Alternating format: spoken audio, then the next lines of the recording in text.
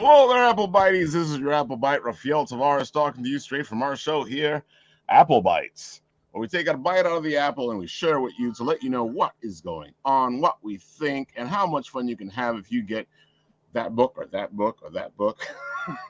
All the books. Get all the books. Exactly. Get I highly all recommend the all the books. books. We constantly recommend all the books. We constantly tell you guys to support these people because they're very creative, and a lot of these books are very fun. You know, like Wonder Duck. Oh, thank you, sir. Yes. Thank you. Thank you. That was a good segue. That was very good. This guy's done this before. It's a professional. Oh, no, it's your imagination. So our guest host today is, of course, Mata. And Mata, tell everybody who you are, what you do, all the good stuff, and we'll start this thing off. Go for it. All right, I am Mata Sorcier. I am a self-taught artist and writer from Bronx, New York, and my main comic series is Sacrimony, A Tale of Love, Life, and Death in no particular order. And it's the story of a teenage girl who died, but then she got better. I love that. every time. Shout out to Monty Python. It just gets me. It makes me giggle. I feel like a little schoolgirl. I'm so glad.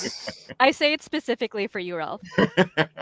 Oh, dude, I tell you, once in a while, I'll play the video just to hear you say it. All right, cool. Now I don't have to talk. I can just watch my past self-talk. Oh, my God. Yeah, you guys should go check out the video on the Kickstarter. She says it really well. She explains the whole thing, and then you can go and support it.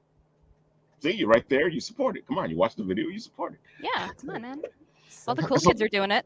187 I kids did see it. you are at 187. You outfunded 5,175. Of course, we need a little more comfort there because it's always good to have a little more comfort. Oh my God, yeah. I'm like, if I breathe too hard, somebody might cancel. Exactly. I know. Which we've been seeing a run of recently. Yep. Yeah. How long is your campaign up for? I do 18 days because I can't keep 18. up the energy to do longer good. than that. Smart. I'm old, I'm tired, I draw a lot. Like, I need my energy. Definitely. Yeah, I lost my train of thought. It's been Well, don't worry. I remember. We're trying to get to 200, folks. Yes, That's we the are. goal here. Of course, we want to get a little bit more money into the campaign because it's always better to have that bigger cushion. Because people like to play this little weird game that's been happening on all these Kickstarters where they'll pull out at the last minute. That sounded. I won't get into that. That happens. Everybody. Good night. You know what else happens though? I think it's like you think you've got everything, and then when it's time for the cards to get charged, some don't go through, and that's the other thing that happens. That's the other problem. Yeah. That's why you need that extra. Watch out for. Yeah, you need that extra cushion for sure. Yeah, I woke up to like $130 cancellation this morning, and like my soul left my body this morning. It hasn't returned yet. That's a lot. That's a lot. See, and that's the problem. It's not usually it's not these small ones. It's the bigger ones, you know, and that really hurts. Yeah, that does hurt. I don't get why people do it. Because they like to mess with you. Like it was over 5K, and then they canceled, and it went down to like 4,800. I was like, why? And I feel like they wait for a certain point to do it because I've seen it on a couple of campaigns. Always towards the end. Well, that too, but sometimes you'll get to your 5,000 mark, and then they go, now pull it out, now pull it. Oh my God, that reminds me. When I got funded, I did an update saying that I got funded and immediately had a $65 cancellation. Yeah, I was like, if you were wondering if the Kickstarter curse is real, it is real, my friends. That seems like a lot of energy to like put in money and then take it out. I don't know. Yeah, right. If I wanted to mess with someone, I would do it in a way where I see the payoff and it doesn't require that much effort. Exactly. Just put a whoopee cushion on their chair or something. There you go, man. Something fun. So come on, folks. Let's help Mata out. She only has 4 hours to go. So come on, folks. Let's do this. Come on, 200. Couple of hours. We can get it to 200. 200 backers. Dude, all you need, even if you just give her $1. Yes, please. Put that dollar. Give me literally $13, and I will be the happiest kid on this planet. I swear to God. So, folks, come on, let's do this. You know, we'll be watching it as the night progresses. I feel like a telephone. It worked. Oh, look at that! Boom! Thank you, internet. I love how that happens. Like I like how it starts going up. Like that is cool. Oh man! All right, so come on, folks. We got 12 more bucks. Come on, 12 more people at $1 each. Let's go. Get this done. And it's funny because a lot of people go, but why does it matter? But those things matter because the backers actually help out the campaign. Yes. It also puts you in a different place, and it actually gets you seen more by more eyes. Yep. And also, it's street cred, because then it's like if someone's looking back at your past campaigns, they're like, oh, Boom. they got this much backers. Their thing Mhm. must be good. Like, never mind, I was just begging people to give me $13. They don't have to know that. Yeah, right. If you see sometimes you see, so unfortunately you see people doing back to back Kickstarters. It's like they're doing this one to help pay for the other one, and then they're doing that one, and that's why we try to get them when they're comfortable, where they don't have to do that, you know. Bro, that sounds like a Ponzi scheme where it's like one Kickstarter is paying off the other, it's paying off the other. Unfortunately, yeah. I can see that. The more comfortable they are, the more they can focus on one, and then they're still going to start more, but that's why more, get funded. Because once somebody gets funded, everybody goes. That funding moment is that relaxing moment, and I feel like they stretch that thing out all the way to the end. They just keeps the creator like. Oh my god, yeah, that was me for like the first 2 weeks, pretty much. It's like, oh my god, fund! Damn you, just fund already. So speaking of this, Jorge, I was about to call you George. Yeah, you can call me George. That's good. You've done Kickstarters before, right? Yeah, I did. Well, I've done some with like my buddy, and then I did one on my own. Yeah, remember. Mm-hmm. Yeah. How traumatic was it on a scale from 1 to 10? Oh man, 45. Like that. It was accurate. That checks. Yes. I mean, it's 30, and I did it for like the 30 days, right? It's my first one. I was like, let me go 30, and like it's 30 days of it's like a boot camp, man. And you're out there, and every day you're telling people about your campaign for 30 days, and you try not to sound Spanish or whatever. So like at the beginning of it is like, here's a warning for everybody for the next 30 days. You're going to see a lot of me doing this. And, it worked out. I did pretty well. It was my first campaign. I was very happy with it. And so it was for the Adventures of Wonder Duck. Yeah, remember. We had you on the show. Yeah, it was great. It was great. Dude, we love Wonder Duck. It's a great book, and I got a chance to read your Russ, and it's really good. Excellent. Thanks, it didn't go in a direction I was expecting, which is a good thing. Yeah, I read through it, and I'm like, okay, I can see where this is going, and then it didn't go there, and I was like, oh, okay. Do you also have that annoying ability to almost accurately predict the way that like anything is going to? Yeah, it's Chris. I'm always glad when people throw me completely off. But definitely. When it makes sense, and you're just like, well played. Exactly. Well, see, good, man. I was raised reading Sherlock Holmes, so it kind of built my ability to see things in a certain way. That'll do it. Yeah, I was raised on Clue, which kind of also does that. It's the same thing. Yeah. Yeah. Especially the movie. I love the movie. Movie's fantastic. The game is great. My favorite is when I know it's gonna happen, but I think they're gonna go this way, but instead they go that way. Exactly. Love it. That's my favorite. But there's also something about where it's going, and it goes there, and you still like it. Like that's something else, though. That. Yeah. Well, I completely agree with you there. That's something completely else. So that's when somebody writes it really well, and you're so pleased with how they wrote it. Like, I knew where it was going, but that was really nice. Yeah, it's like, oh man, that was like really satisfying. Like I knew this guy was gonna get his ass kicked, but it was like the most satisfying ass kick I've ever seen. So Jorge, give him a little bit of spiel on the Wonder Duck, and then we'll hit Russ. Oh yeah, sure. So Wonder Duck is a story of this hapless duck. His name is Duke Dolbeek, who lives in a world outside of Earth. It's their own planet. I created his own, solar system in a sense. And he's down on his luck. He's like, my life sucks. Everything sucks.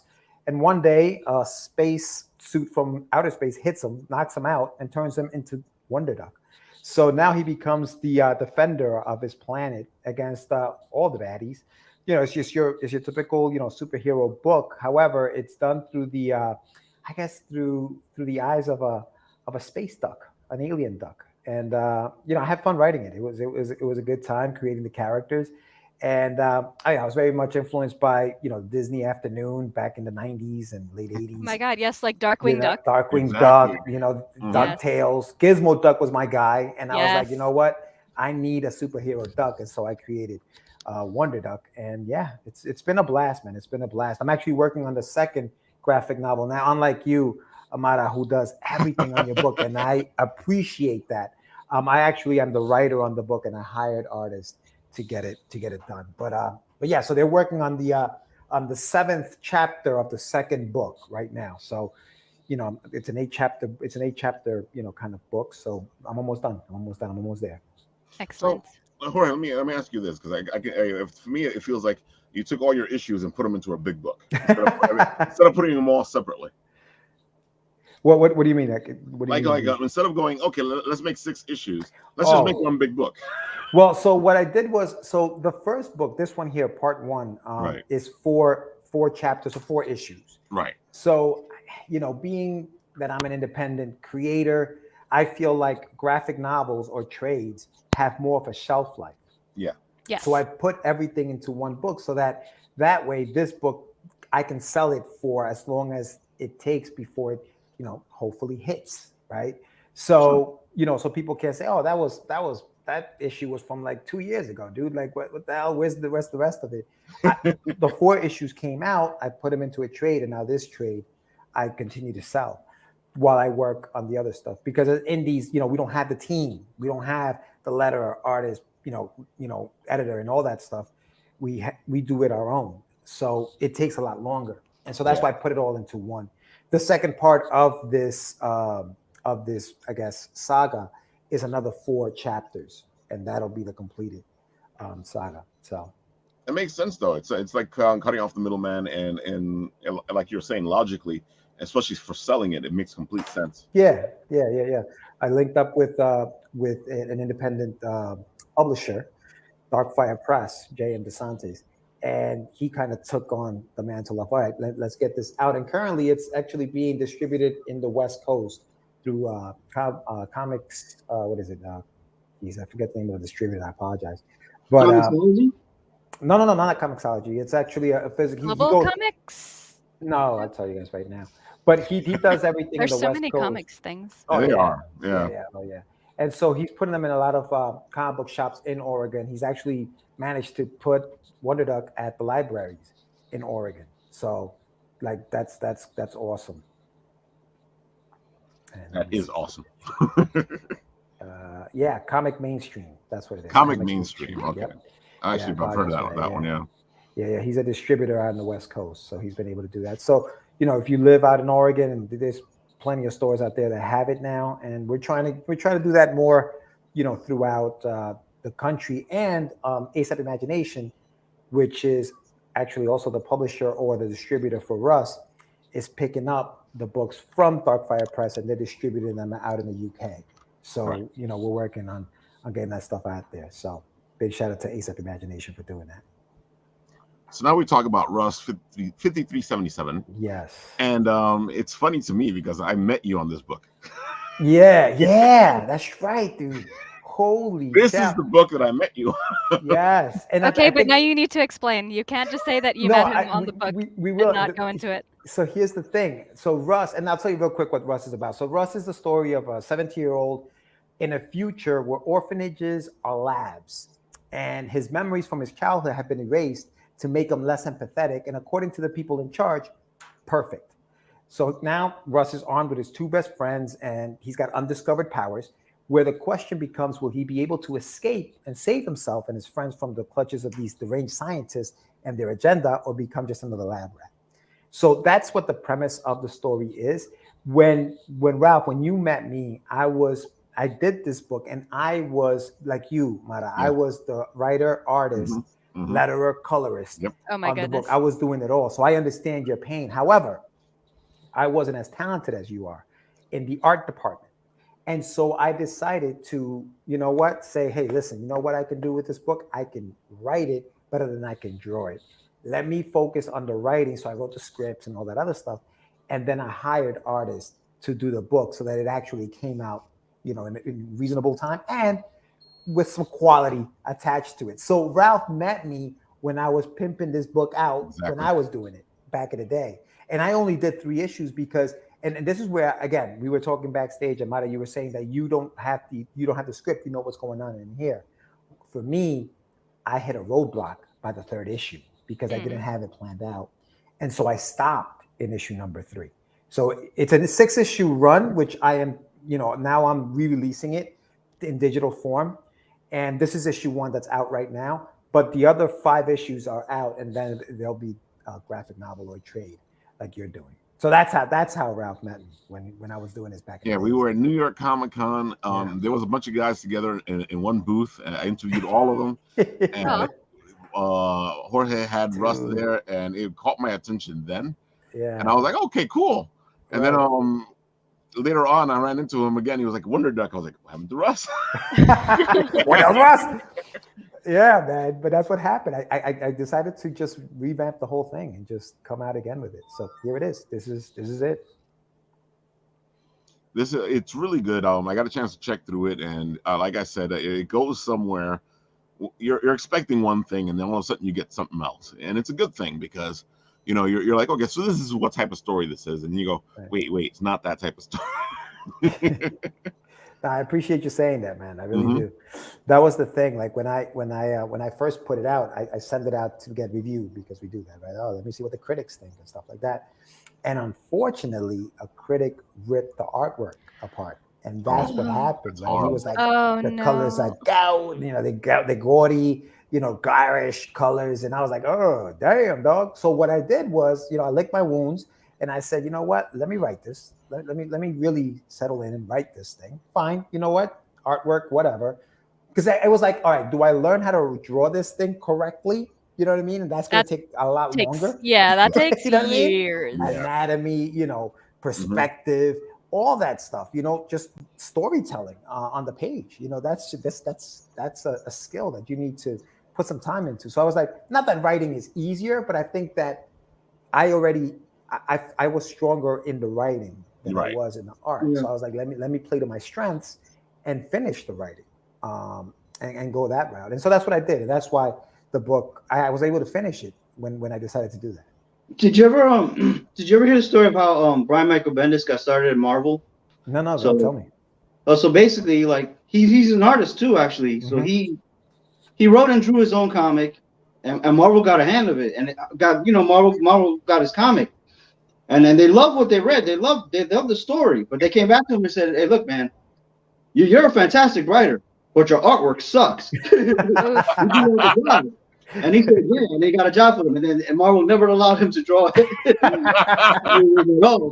That's hysterical, dude. Yeah. He's a good writer, but I've never seen his art because I'm so curious now. Yeah, me too. Just because he had the drive to make a comic by himself, that's something, That's a big drive. Just to make a comic by yourself and then hand it around. So that was something, man. But yeah, that's how I got it started. And the guy's rich now, so it worked out. So Jorge, you're a good company. You probably draw better though. Yeah.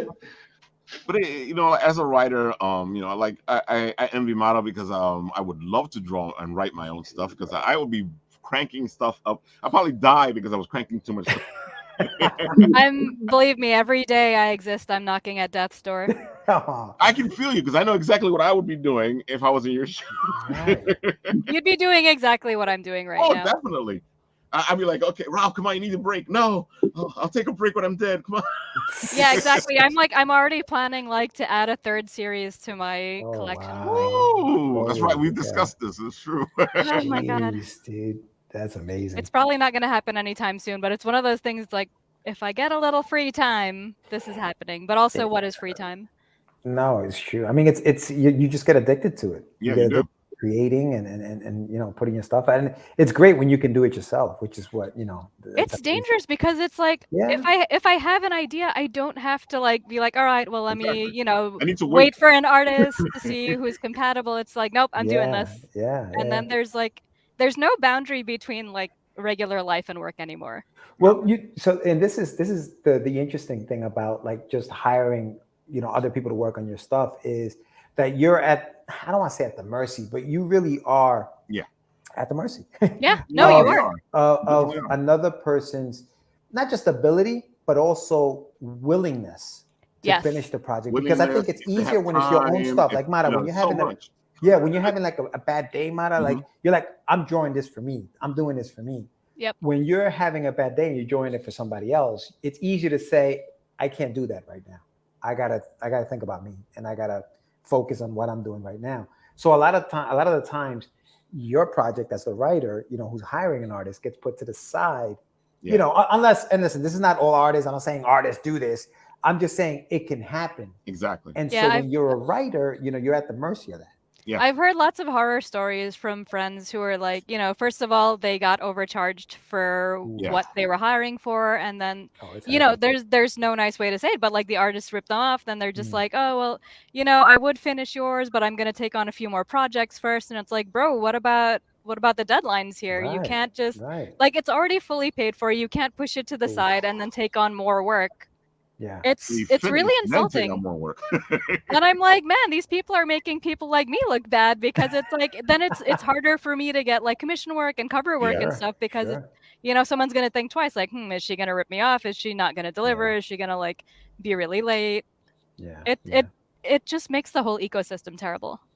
Absolutely. I And you know completely- what? And there's great artists. You'll find some artists that you're like, wow, it was a pleasure and it was a delight working with them. Unfortunately, there are those that we had an issue where we actually hired an artist. And here's the thing, like, I understand. Listen, I think people should get paid for what they do. I don't think that you should be getting free stuff. That's I not agree. the whole thing. Yes. But I think that no exposure. People die exactly, from exposure. exactly. Yeah, that died in like the 90s. I like you know that. what I mean? I like when people die from exposure. I like So basically what happened was, and I think that if you're negotiating a rate and the rate is negotiated, right? I think that as an artist who's drawing a book, if you're not happy with that rate, don't do it.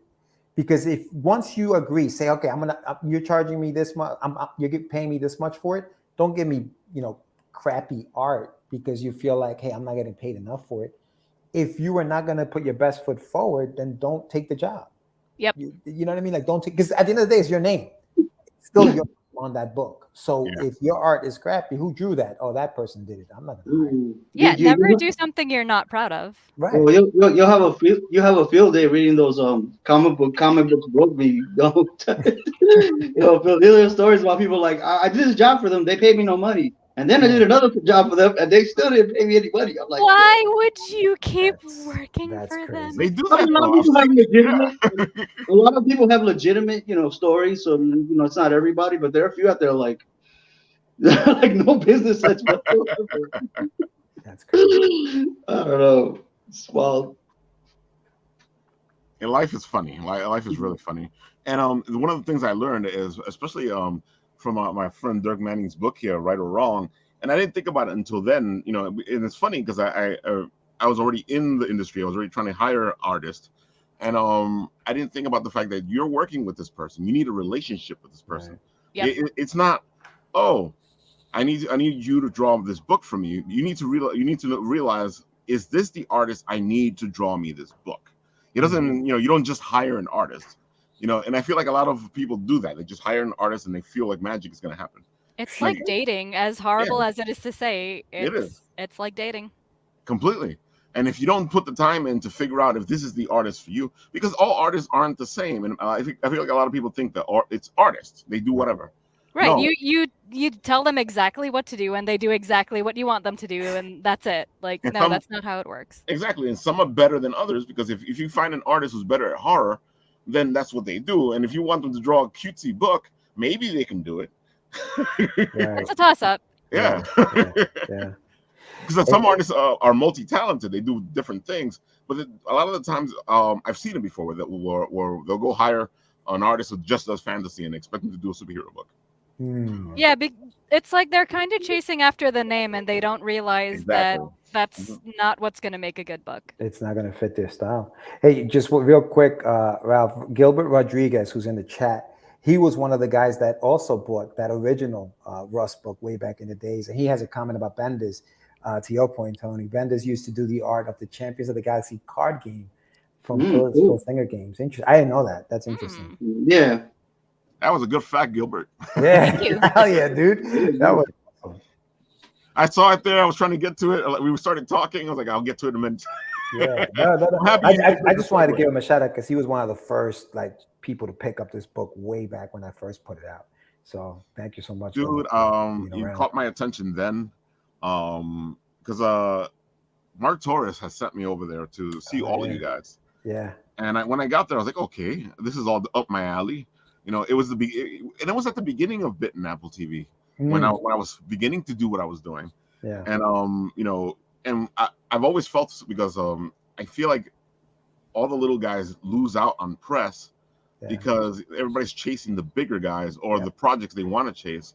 Yep. So nobody, sometimes you got these beautiful projects out there and nobody's talking about it. Right. Yeah. Yeah. Story of my life. Yeah. So I felt like we need to give them a platform.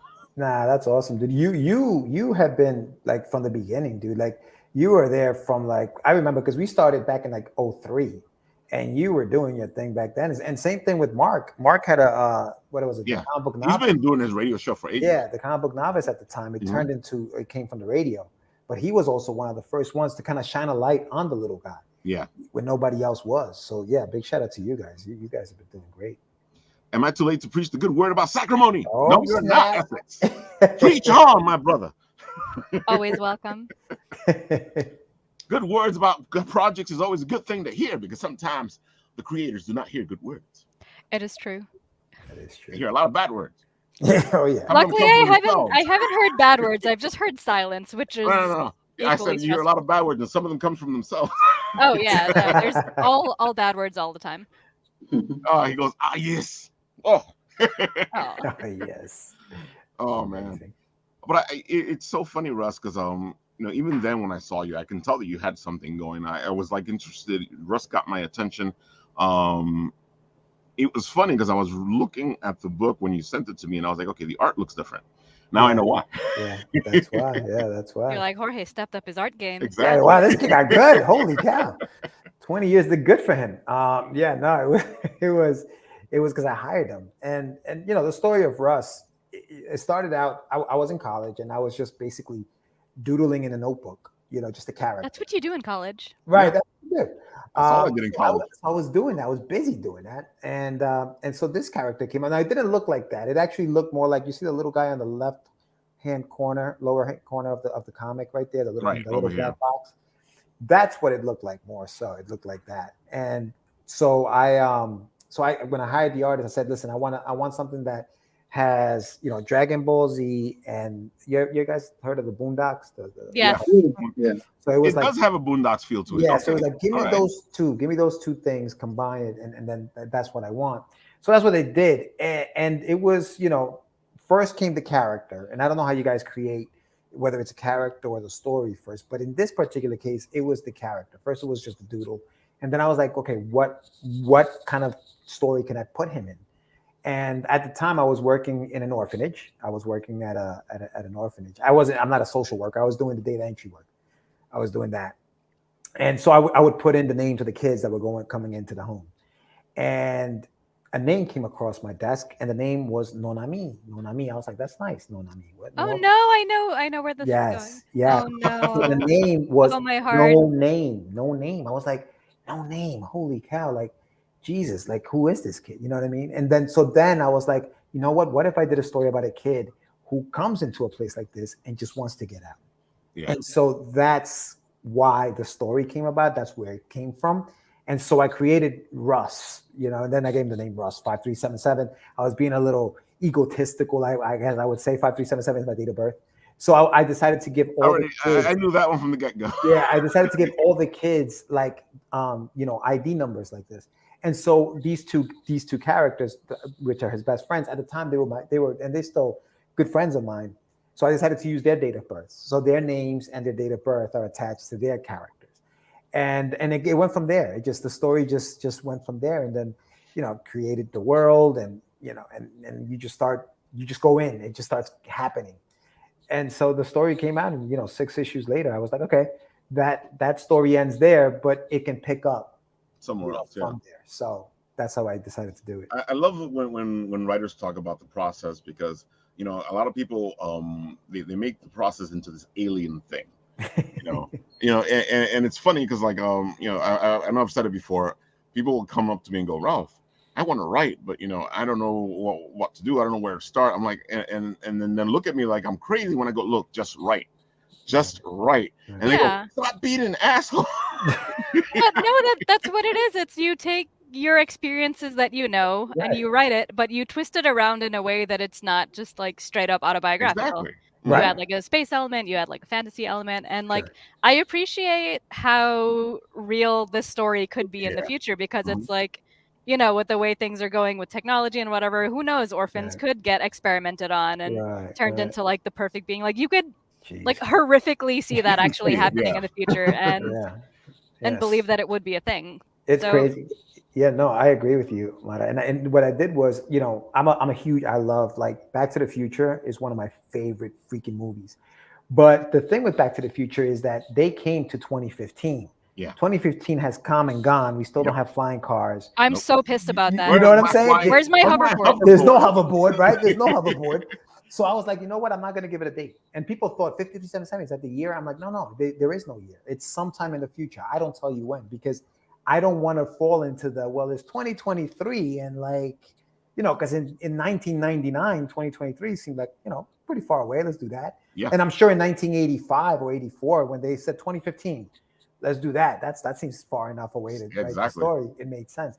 But I think that time flies and you don't realize how quickly it goes. Definitely. It's here. So there is no year. It's sometime in the future. I don't tell you when. I think that's the best way to go, because I feel like some of these movies kind of like mess themselves up by giving you a date. Yeah. I mean, I still love Back to the Future, but they set the bar so high, and then the world just doesn't deliver. Doesn't catch up. So the Mega Man games, when they started, they were like 2000X. So it was like 2000, 2009. And after a while, now they're 2000XX. So we got to get 99 years to get these robots. All right, so we got hoverboards exist, not in the form anybody wants. Not in the form anybody asked for. Not the way we want them to exist, but they're there. Yeah. Androids exist too. Our phones. Who would have thought in the 80s that we would have a portable computer? Yeah, like this. That's what the phone is, a portable computer. Yeah, but the Jetsons, they did predict the you know, like the what you call it, like the smartphones. I mean, the smartwatches. Yeah, you're watching TV on their watch and all that. That's right. All I'm saying is, I'm kind of pissed off because, you know, my generation is come and gone, and I haven't gotten my Dick Tracy watch. And I probably will never get it because nobody remembers Dick Tracy anymore. I certainly don't. Like, I know he was a detective, and like that's all I remember. And he had a movie in the 90s with Madonna.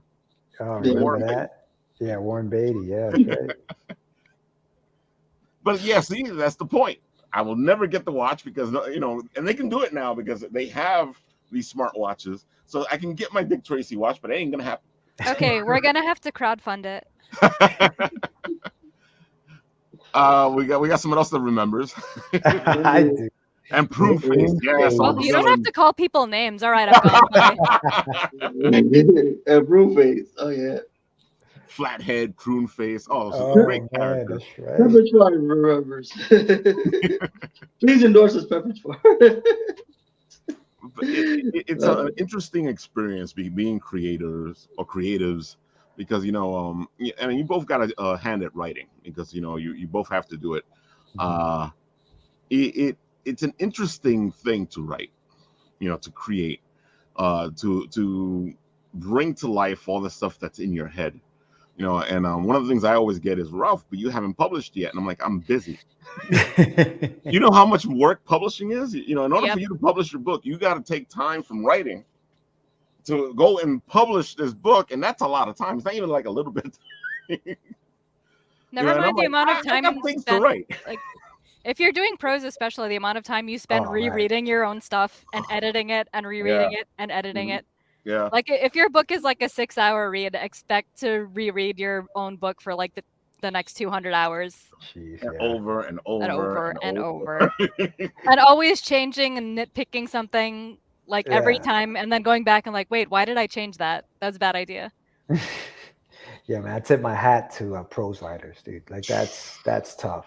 That is time consuming. I do prose as well, and it's this thing where, because what you're doing is you're trying to find this flow, you're trying to find this music that comes out with words, and you have to pick the right words to make it sound the way it needs to sound, and to keep the feeling of what it needs to feel. And there's just so much. And you also have to keep it interesting so your reader doesn't fall Always, asleep. yeah. Right. You That is gotta always turn the that hardest part. page. Yeah. Because some people, they go into like pages and pages of like describing the scene, and I'm just like, when is something gonna happen? I don't need to know the exact color of the sunset and this and that. Like, I can imagine a sunset just fine on my own. Like, just stop. I feel you, because I'm the opposite. I'll sit there and I'm like, I'm not describing anything. Good. Unless I have to. Excellent. I mean, everybody's different. There are people who love that. There are people who need that. Like, you know, like Anne Rice. Anne Rice will just like spend pages and pages talking about a butler that walked in and put something down and left, and just pages and pages. Yeah, she described like the exact streets and like what was on the streets, and I'm sure that if I went to those locations and saw the streets, like all that would be there. Yeah, but people's imaginations saying, "Hey, everyone." Elise, what's up? People's imaginations work differently. Some people need all that information. I don't. I'm like the guy walked into the store. That's it. I'm good. Yes. You know, what was he wearing? What was this? What was that? Like exactly what was the temperature of the beer that he bought? The water was 58 degrees temperature. Wait a minute. Why would I know that? So. No, but that's the thing with prose, man. Like, you got to keep people entertained. Like, you have, so when you're writing comics, I think you do have that buffer, I think, of the artist, right? The beautiful artwork will make them maybe say, oh, what's on the next page? But you still have to be able to write that page turn. So it makes them want to turn that page. Yep. Exactly. So there is that to it. But I think that when you're writing prose, you don't have that. Your words are have to paint that picture. pictures, right? Yeah. Especially, like, I hate to be that old person who's like, get off my lawn, but with like younger generations where, you know, they don't like to see as many words. That's true. Like, you know, they see like a few paragraphs and the eyes just kind of like glaze over and like that's it. I gotta read all that. My daughter does that all the time. I gotta read all that. You know what? I was a teenager like that too. Not gonna lie, I didn't read a lot of prose, but then, you know, in my old age, I can appreciate it now because I have more patience. Yeah, no, for sure. It depends on how it's written. If it's written very well, you know, it doesn't feel like, you know, it doesn't feel like work. It's like, oh, this is great, but you know, but if it's written out in an interesting way, it's just like torture, man. It's like, oh, yeah. Like you say, Tony, you have to be interested in it too, because you know you have to have that combination, that balance. Yeah. Growing up, I enjoyed reading plays. I always liked reading plays, just because, and I think that's where my love for like dialogue comes from.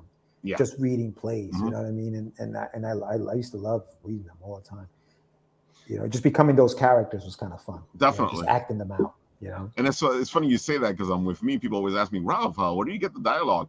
And it's kind of hard to tell them, well, you see, there's these guys in my head and they're constantly conversing and they're going back and forth. There's always a conversation happening up there. And then as soon as I start explaining that, people go, okay, Ralph. Like, but that's the truth. It's a constant conversation happening. Like, Ralph, do you need help? Do we need to call someone? No, you don't need help. You shut up. Nobody's talking.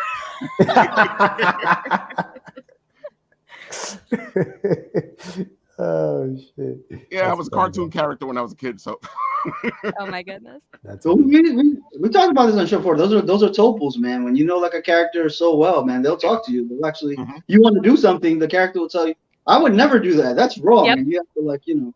And they say it really loud too. You know, like the author of One Piece, he meant to end the story a long time ago, but then after a while he said, well, the characters are going off and doing their own things, so I gotta keep the story going. That's how it is. They become, you know, they become people to you, you know? Yeah. That's a good question for you, Jorge. Has your character ever told you, no, that's not it? It's funny you say that, dude. So I think that no, they haven't said that to me. I think that when you're creating these characters, and you're right, I mean, they become real to you, right? Because they have to, because they all have to have their own voice. You know, they all have to sound. They can't all sound the same. No. You know, they're all different. You know, and so you have to give them, whether it's you do it, and some people do it in their writing. Like I've read books where it says, you know, to write like a credible or a real character, make sure you go back to like when they were 10 years old and write every 10 years of their life, like in a Bible somewhere where nobody's ever going to read it. It's just going to be you, so that you can always go back. And if they're having a conversation with somebody and maybe they're having they're talking about a memory or something they remember, you go back to your archive footage of their life and you can pick a story from there and tell it in the in the dialogue. And so, if you want to go that route, and some people are meticulous like this, and they have these huge, Bibles of what these characters are like, you can. Or you could just listen to the voices in your head. Oh, there you go. Or you listen to the voices in your head. I do both. I do both. Yeah. Oh, there you go. Because it's funny that you say that, because it's one of the things in writing. It's people, because some people think that you write and that's it.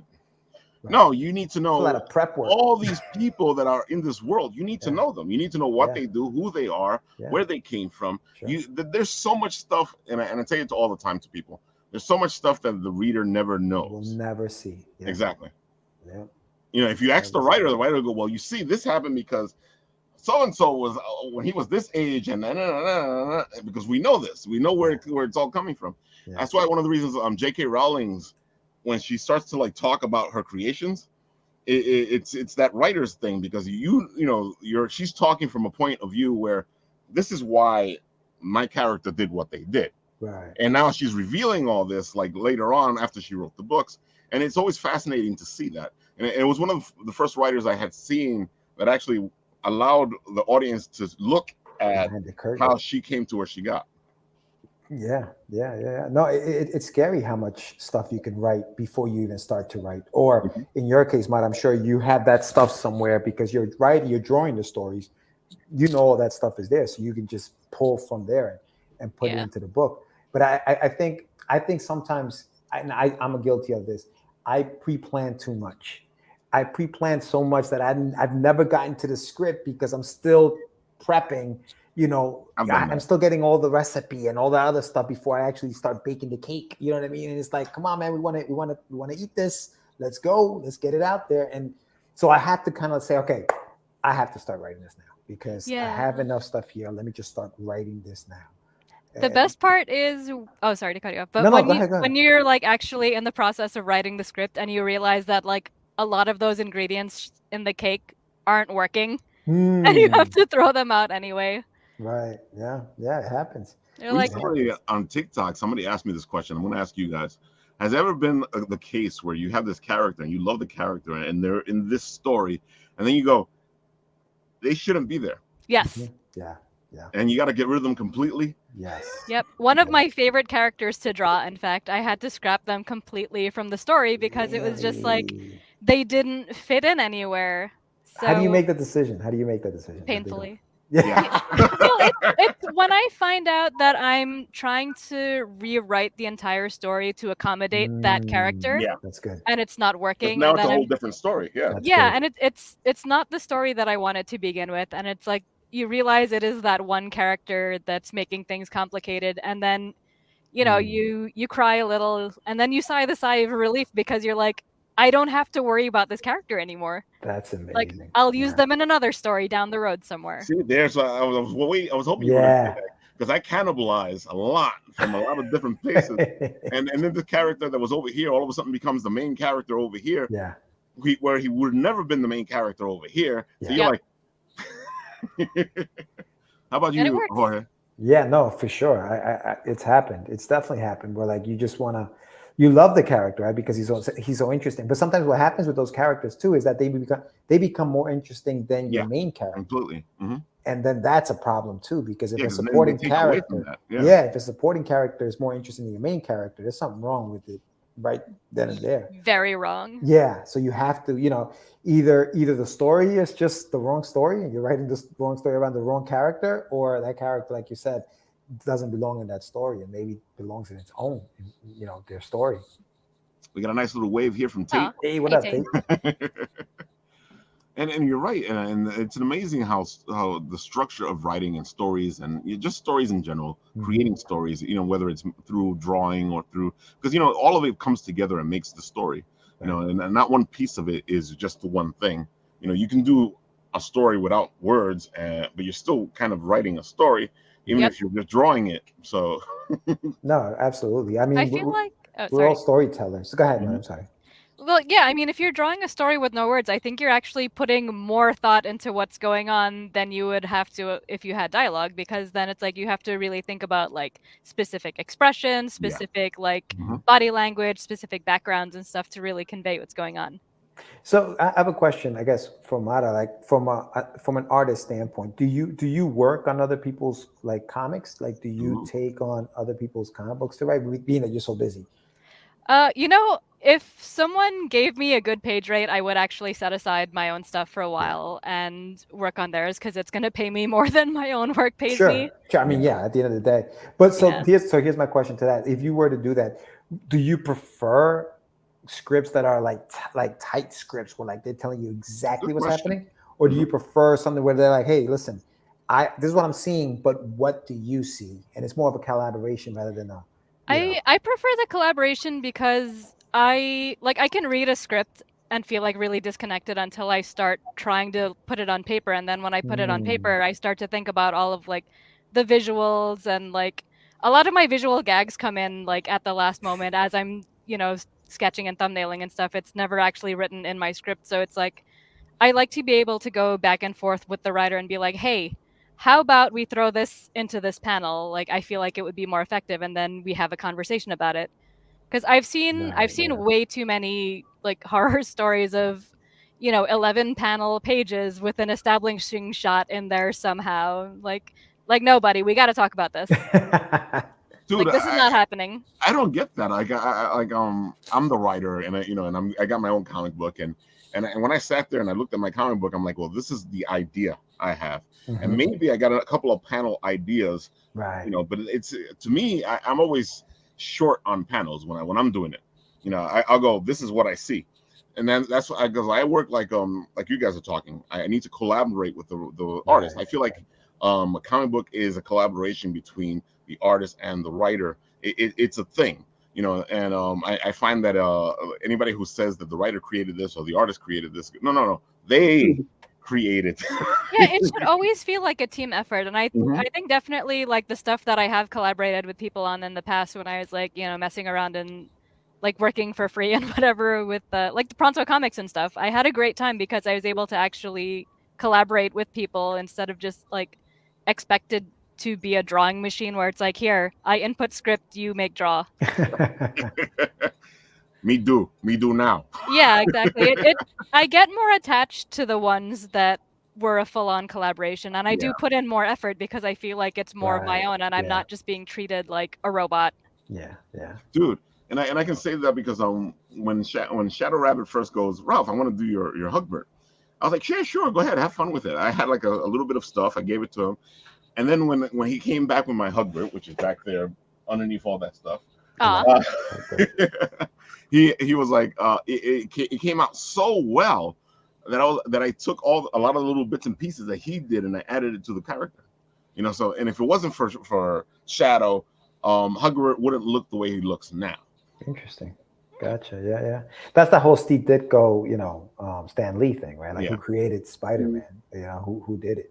I was sitting in a panel and Jim Shooter was talking about, scripts, right? So you have the Marvel method, and then you have the DC way, right? Mhm. And so the Marvel method is, Stan Lee gave Steve an idea. Here's what I see on this page, or here's what I see, and then Steve would come back, or even Jack would come back and have these elaborate pages. Yeah. And some of the stuff that he put in there, Stan hadn't even written. It was just came out of his head. But then you have DC where it's like panel 1, this happens, panel 2, this happens. And Jim said you have to be careful with both, because when you say, an artist may say, yeah, man, I love the Marvel method. But here's the thing, that artist has to be able to deliver that page the way Jack would, or the way, and nobody, I mean, obviously Jack Kirby is Jack Kirby. Well, we get the idea. But yeah, the bar is very high, sir. Yeah. Please lower the bar a little. Oh yeah, of course. But you want to give it to somebody who can tell a story. You know what I'm saying? Tell a story through panels. Yeah. And if you don't have that guy, then that method's not for them. Maybe they need the DC method, but I'm guiding you. More structure. The argument, like, how much did Stanley actually create? But you can read Jack Kirby without Stan Lee, and you can also read Steve Ditko without Stan Lee. It's not the same, and it's like, it's just not the same. I mean, not taking anything away from Jack Kirby's a genius, and Steve Ditko's a genius, but But It's it was the for me. partner. It's that Excelsior. It's that hipster dialogue. That's what makes you remember it. That's why, you know. And that's So what like Stan everybody the knows. Man is, because he could sell that thing. He So, could I make mean, you feel it, you know? He would just talk it into being. We got a couple things here. Cardo says panels should be 3 to 7 a page. Max, anything more is just a confusing mess for the reader. We also have panels also get really small that way. Yes, they do. That's one of the problems I had in the beginning. Yeah. Well, Jim Shooter is a very divisive figure. He is. Indeed, we could be here all day. Oh yeah, forget it. And I've heard some horror stories. Oh dear. I have too. We heard some things. Oh yeah, definitely. Well, you know which stories were by Stan, which ones were by Jack. Yeah, you can definitely do that. You can tell. Yeah. See Stan's fingerprint. You can see Jack's fingerprint. Yeah. Yeah. The thing with panels also, man, is that you got to remember there's words within those panels. So it's not just art, you know, and if unless you want your art covered up, you know, you have to be very, and I'm sure even for you, Mata, you got to be strategic about where you place your characters, and you got to know how much dialogue there's going to be on these pages. And that's part of the writing process too, right? You have to understand that, okay, I can't put 5 or 6, 7 lines of dialogue in here, and I'm telling the artist to draw 7 panels on a page. Where the hell is that artist going to find? You know, it's going to have to be either more pages or less panels, but because we're not going to be able to do it. And that's the other thing. I think a lot of us think it not in pictures, not in still images, but in movies. We think in movies, like when we're telling a story, we think that, and that's one of the things where like we got to be careful of telling the artist, okay, character A picks up the phone and then hangs it up because he's very upset, doesn't like the call on the thing in one panel. It's like you can't pick up the phone and hang up on one panel. Yeah, like it's got to be different panels. Like this can't be one panel. Those are the things that, as an artist, maybe you don't think about it because you're seeing it as a movie, but it's a still image, and you got to pick the image you want and put it on there. You can't have both. You know what I mean? I gotta interject here because one of the worst scripted panels I've ever seen was a scene of 2 people, and it was supposed to have a library sprawling in the back, but also a field of horses running. What? And it was supposed to be like on the 8th panel of the page. So when the artist drew it in, it was just this like little tiny thing with the 2 characters and like a stack of books and like a part of a horse's head. And it was like, bro, that's all I could do. Oh man, I never get tired of telling that story. I don't think people really think about that, the concept that, you know, and I know some people forget completely about letterers. And what they have to do to make this thing work. Right. I know writers don't think about letterers, or they don't think about all the words they're putting on this page. Right. I can tell you that much because I do it sometimes. I'll be like, then I sit there going, wait, no, this doesn't work. You know, he can't be saying all. Right. Because you're in love with the dialogue. Like you're like, yo, this guy's gonna say some crazy stuff on this page. It's gonna be great. But it's like, dude, it's like a paragraph long worth of stuff. What are we doing? Yeah, you're not gonna be able to see anything. Write prose. Write prose. Just write as a prose. Yep. I gotta say, the advantage of doing the art and the lettering and the writing is that I always put my dialogue on the page first before anything else, and then I draw around it, because I made the mistake when I started doing comics. I was doing them traditionally, so I didn't take lettering into consideration at all. So I would just have everything like taking up as much space on the panels as possible. And then when I try to letter them, I'd be like, where do I put the letters? Yeah. Exactly. And because I did it traditionally, it's a lot harder to alter than if I did them digitally. So it was a whole thing. It was a terrible and traumatic learning experience. And sometimes that's when I think the editor, like if you have an editor, they kind of have to walk you off the ledge and like, you know, save you from yourself. And they're like, do you really want to put all this stuff in there? Like, is there a better way to do this? Because it's not going to work. You know what I mean? Yep. Yeah, my editor was just like, what is this? Like, what are these words? How did you put them in? It was like, right. I think Josh Cabrera was actually the editor on one of the things, and he was just like, what are you doing? Why? Oh man, I see we got more stuff happening over here, especially when reading FF. The bulk of it felt pulled from Jack. Can't see their emotions in the panels, itty bitty. That's true. Yep. True. Very true. But yeah, I worry more about pacing and beats per page to make panel numbers. And there are times when you can make a double splash and just let the speech bubbles act as panels. Yeah, you're right. Yeah, you can really get creative with that stuff for sure. Yeah. That's why comics is such a great medium. Yeah, it's beautiful. I love it. You're talking about like you don't, like you're doing a comic. Remember, you don't have to think like a movie. There's things you do. You can do like Correct. bird's eye view, worm's eye view. You can do like all these kinds of things that for a movie to do it, like we got to put cameras. You have to have like a literal airplane flying overhead. So you gotta be like the guys from Mission Impossible and what they're doing now. Yeah. I saw the freaking thing because it was showing the behind the scenes, and I'm like, dude, he's really doing some of that stuff, right? Like his stunts. Yeah, he's doing all those stunts and stuff. He's nuts, bro. Oh my god, thank you. He's insane, dude. He's insane. But that's the whole creative process. That's that love. That's what we do. It's what we want to see, and sometimes you got to like figure out how you're gonna do it. Yeah. Especially with comics. Again, I feel like sometimes, especially the audience, they don't really understand all the bits and pieces that go into making a comic. So you just wave a wand and a page appears, right? Nobody takes into account the letterer. You type in some prompts and it happens, right? Right. Yeah. That's why people have been doing the AI comics, and I'm like, this is really I don't think it's ready for it yet, man. No, that's not gonna be ready for a while. I don't think. I mean, I think people think it's gonna be ready sooner, but I just don't see how. You know also, what I mean? I have faith that people-made comics are still gonna top AI-made comics because, like, a lot of the times when someone's buying a comic, they're buying it for the name of the creator, not like, made by Midjourney.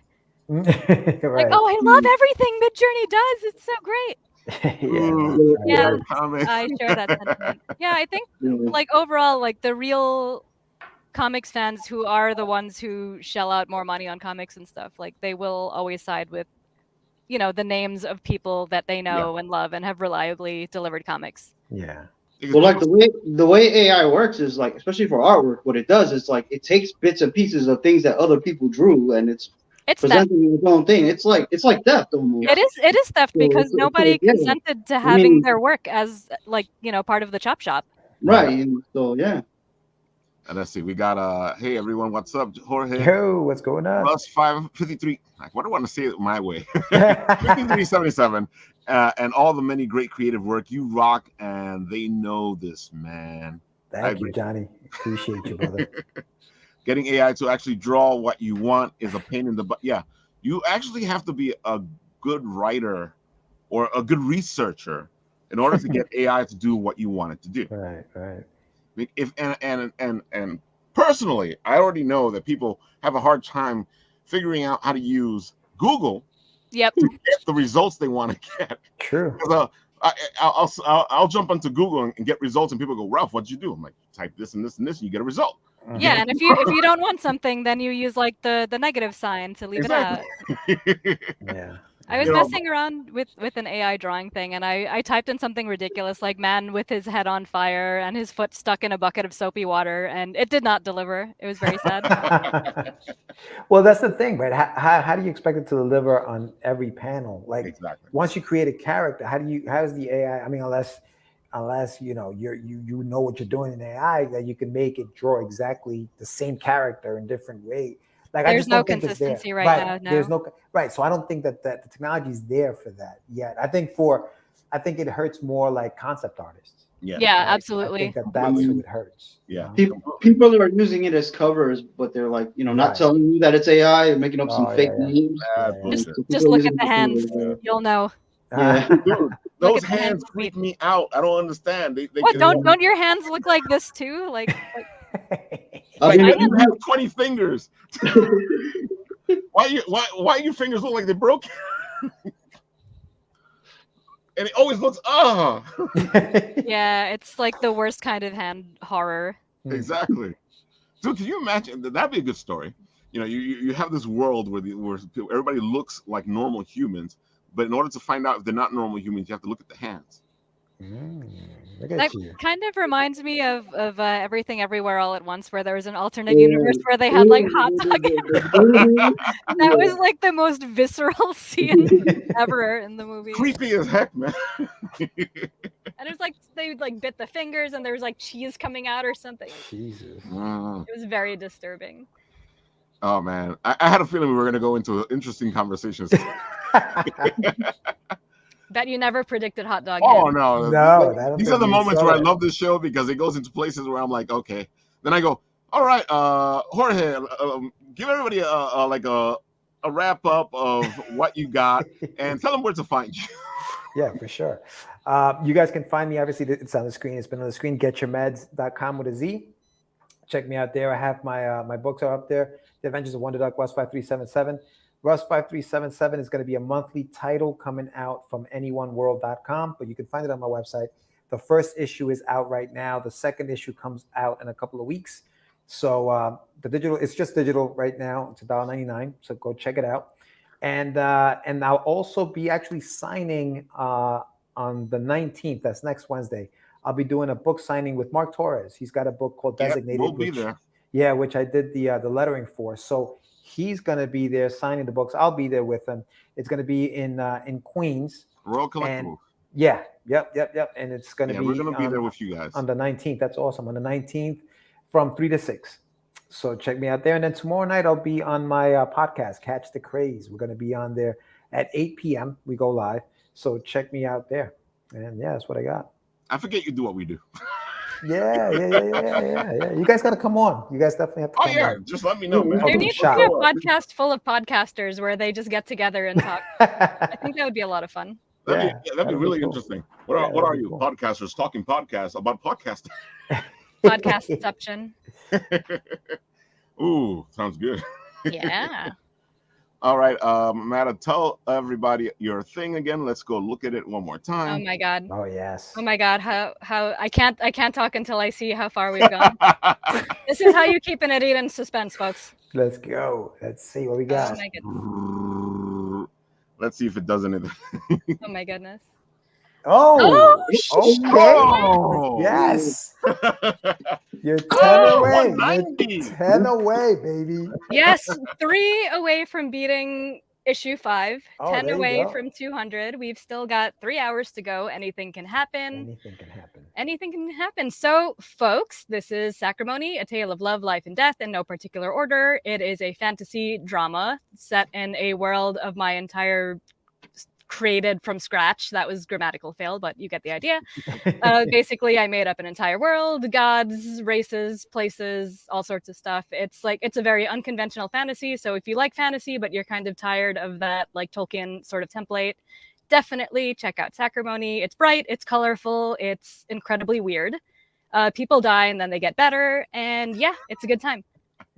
Also, I will say it is also very easy to read. I don't like, long drawn out pretentious dialogue. Like people might see the art and be like, oh, well, that's probably a really pretentious comic. But like, no, I am like, I like my toilet humor. It's in the book. I promise. It's just toilet humor. I like toilet humor. It's a funny story. It can be sad. It can be like dramatic. It's just like life. It's very unpredictable. I like it. That's a good way to say it. Just like life. Yeah. I mean, the highest compliment I've ever gotten was that like my characters feel like real people. And I'm like, well, yes, I achieved what I wanted to achieve. Mm-hmm. So if you like stories like that are very character centric, help me get to 200, please. It's only $10 more. Dude, if we all give her $1, $1. Yes. $1 10 people can do this. Seriously. For real. Of course, if you want to put some more money into it, get the book yourself. More than welcome to do it. I have like really affordable catch-up tiers. My digital catch-up for all 6 issues is only $16 because I don't like pricing people out of digital books because it's digital. It doesn't cost me anything to manufacture. Like I want people to read it. Right. Even the physical catch-up with the trade paperback and issue 6, it's like $39. That's pretty good. That is literally like 220 pages of story. Whew. There's no reason not to. Awesome. So yeah, that's my spiel. Yes, thank you. Of my dollars. Oh yeah, I have a field guide that explains like all of the gods and the races. Oh, that's right. I remember you put that in there. I love that. That's that kind of reminds me of D&D. Yes, I call it the player's handbook, but without the boring rules. Oh man, folks, these guys are beautiful creators. They are really good at making a good story. and making you care about their characters. So go support both of them. And come on, folks. These are the guys you want to support. If you want Marvel and DC to do what they need to do, you need to support the indies so Marvel and DC can feel the pressure. Yes. Oh, that's right. And then they'll do good stuff. Maybe. Yeah, that's true. Or just keep supporting us. Like, come on, guys. Exactly. Let Marvel and DC do their thing and support the good stuff over here. Yes, Right. please. Or they might end up hiring us to write better stories. Exactly. You know what I mean? Hey, one can dream, right? Right? Exactly. Yeah, there you go. That's the dollar and the dream. All right, folks. We also have, of course, because his book only has 3 days to go. I'll share the Book of Dave. It's a beautiful book about what happens when a god doesn't show up when he's supposed to show up at the end of the apocalypse, at the beginning of the apocalypse or the end of the world. Wow. So what happens to the people that are there if the god doesn't show up? That reminds me of the whole thing with the rapture. You remember when everybody said the rapture was coming and then like it didn't happen? Exactly. So what happens? Our friend Ben here has written this book beautifully to showcase what happens when God doesn't show up, or Dave. What happens when Dave doesn't show up? It's cool, man. That is a cool concept. He's at 2,295. He needs to get to 2,500, so he's really close. Oh my goodness. He has 60 backers, 3 days to go. Dude, there's more than enough time to get him to 2,500. And hey, maybe we can get him to 3,000. Yes, that would be lovely. Exactly. That'd be nice. You need And that's the book, Dave. And as you heard, it's a great concept. Yeah, no. Awesome. And Ben is a good writer.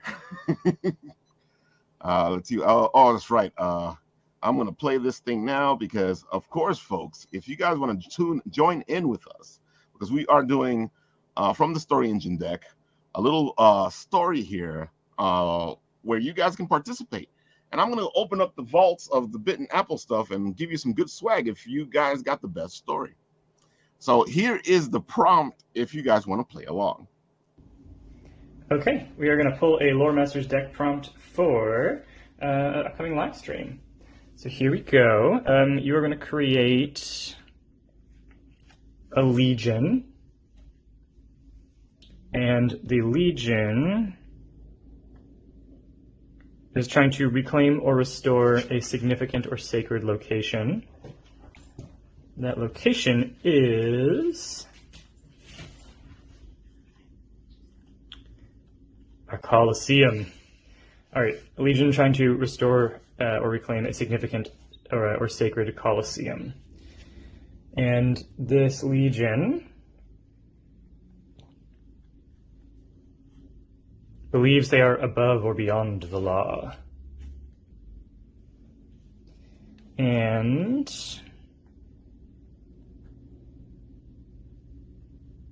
they are master trainers of a creature. That creature is...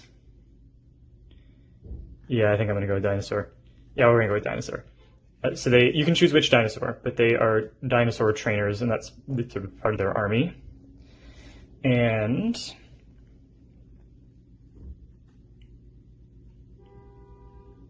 they're known for charitable work. There we go. All right, that is our prompt. Legion, with an agenda to reclaim or restore a significant or sacred location, which is a Colosseum. They believe they are above the rule of law. They are known for charitable work, and they are master trainers of some kind of dinosaur your pick. And that's what you can work with. Thank you.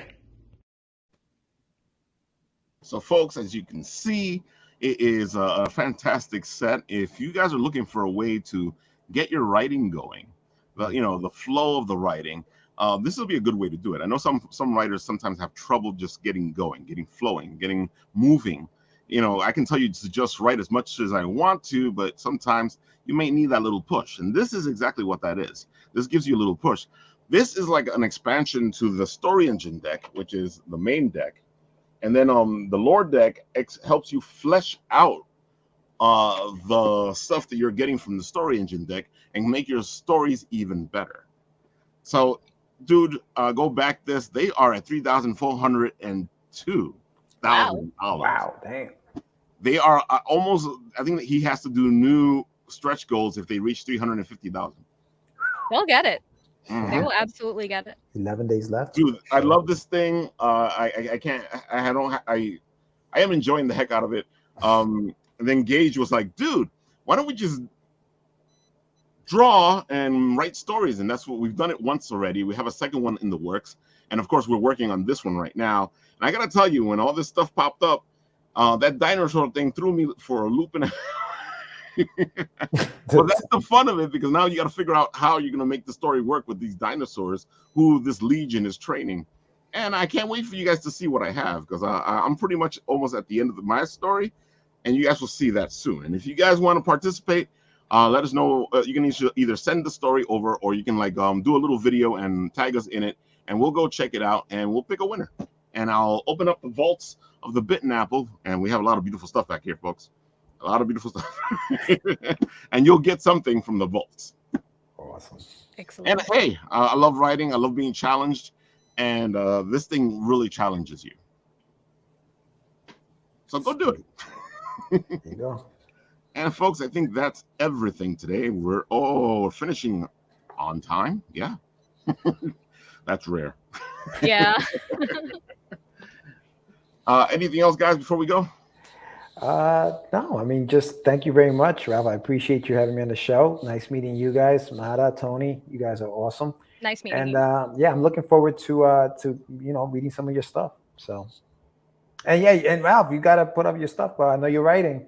I know you're busy creating, but I need. If you guys can see like this little thing down here, where for the vocal, if you go to the vocal, one, it gets me paid, because everybody that reads my vocal, it gets me money. That's how vocal works. So Cool. The more people read it, the more I get cash. It may not be major cash, but it can buy me some coffee. Hey, that'll keep you going. Coffee's always good. So if you guys want to check out, yeah, exactly. If you guys want to check out a little bit of my writing, you can go to Vocal. You can go to TikTok, or a lot of the reels, and on Instagram and Facebook. I sometimes read my stuff out loud, so you guys can check it out. Awesome. I like to tell a story. There you go. That, and sooner or later, Hugbert will come out. That all depends on the artist, because I'm done. But I'm working on something with with Russell from Game of Tunes, and that might be out even sooner than anything else. So Good. Cool. Excellent. Looking forward to that. Yeah. there you go, folks. Tony, what do you got? What I got? Let's see. I thought you were gonna skip me today. So the last thing I did was I wrote a long review for Mobile Suit Gundam: The Witch from Mercury. I saw that one. It got 400 views, which wow. Good stuff, Nice. bro. Thank It you. was really good. So Very nice. So thank you. That's crazy. Well, I love Gundam, and I'm a huge Gundam fan. So yeah, You know, can I- tell, I- if you guys go read his review of Gundam, you can tell he loves Gundam. It's on the Bitten Apple Facebook page, so go check it out. yeah, let's see. Oh, so we're all at Eternal on Saturday, and we saw like everybody we knew, man. It was like a party, man. That was a So party and a half, man. I'm So I surprised think- you weren't there, Jorge. No, dude, I wasn't there. I'm getting ready to go to Terrificon at the Oh, end of that's the month. why. Well, we're So I'll be supposed to over be there. at Terrificon, so we might see you. Oh, cool. Yeah, dude. It'd be Yeah. great. It'd be great to run into you guys. So real quick, I took a whole bunch of pictures, and I do my usual write up. It's either coming tomorrow or it's gonna come this week or sometime, So that's it. That's all I got. So. And you guys have to check out Tony's reviews for cons. It's a blast. If you love comedy, you'll enjoy his reviews. Awesome. Yeah, I'm always getting beat up in them. It's funny. Oh man, you guys got to check out Tony's stuff. Mata, anything? My mind is blank. Sorry, don't worry Aside from the Kickstarter that's ending in 3 hours. 3 hours. Yeah.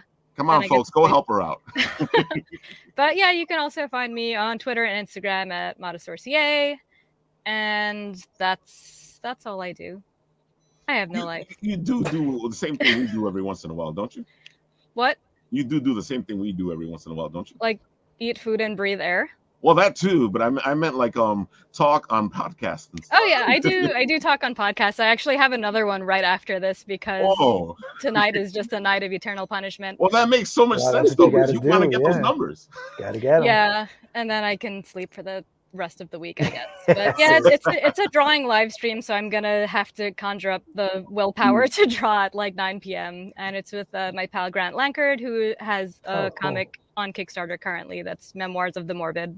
It's like Yeah. an I can do anthology. that for you guys. Hold on one second. He's You got guys Beowulf want- too, right? Doesn't he have let's- Beowulf out? Yes, he Grant does, and Lanter? Beowulf was hilarious, and I loved it. Yeah, that's really good. Yeah, big shout out to Grant. Yeah, I've met him. I was actually on the stream with him yesterday.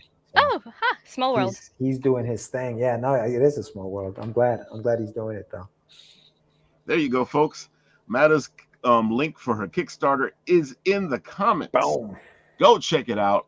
I made it easier for you. Now you got no excuse. So if you guys are going, Ralph, I'm that gonna go dollar. look for that thing. Throw that dollar Bam! in. Throw that dollar in there, please. Get me to 200.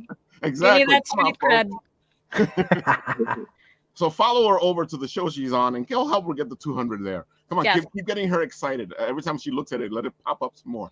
Yeah, make my day, guys. I Come don't on. have enough reasons for my day to be made. Like, make this day, please.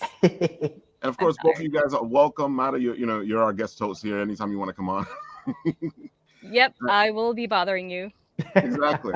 And Jorge, like I've told you before, anytime you want to Yeah, come. no, thank you, bro. Appreciate you. Yeah, no, for sure. And listen, I have something that I'll be doing my own podcast come the fall. So I'd like to have you guys talk about. It's going to be about writing. It's going to be a one on I'm there. writing specifically. So I know you're there. Yeah, you're I'll more talk than welcome, writing until I'm Tone. blue in the face. Yeah, no, same thing. So I definitely would love to have you guys and just talk about it. And obviously, early next year, I think I'm going to start doing some lives like this just to get more people, more eyes on like things like this. So yeah, you guys are more than welcome. And thank you so much, like I said, for having me on. And it's been great. It's been fun. It's been fun. So folks, unlike the other show where I just keep talking and then I press the button and it stops, I do this.